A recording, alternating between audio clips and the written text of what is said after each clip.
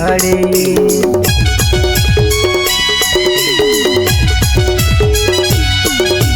नगर पालिका नारायणपुर वार्ड क्रमांक 6 से बाजार पर आवड बखरू बराबर पद मादी जी खड़े।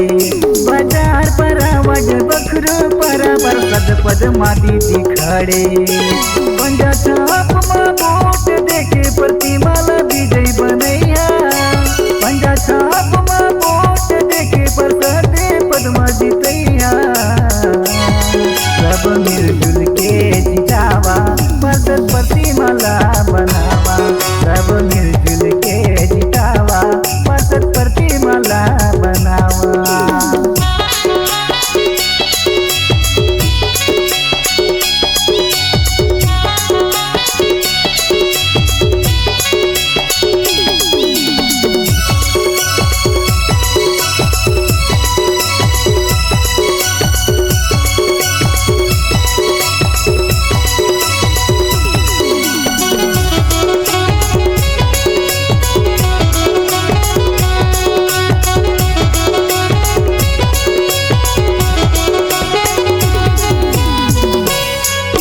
विकास के गंगा बहाए बहे पार्षद पद्मा खड़े हैं। आप मन के अधिकार दिलाए बन दीदी तैयारी करे हैं।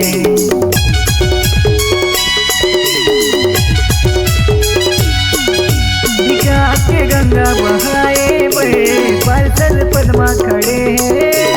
आप मन के अधिकार दिलाए बन दीदी तैयारी करे हैं। आप मन के अधिकार दिलाए बन दीदी तैयारी करे।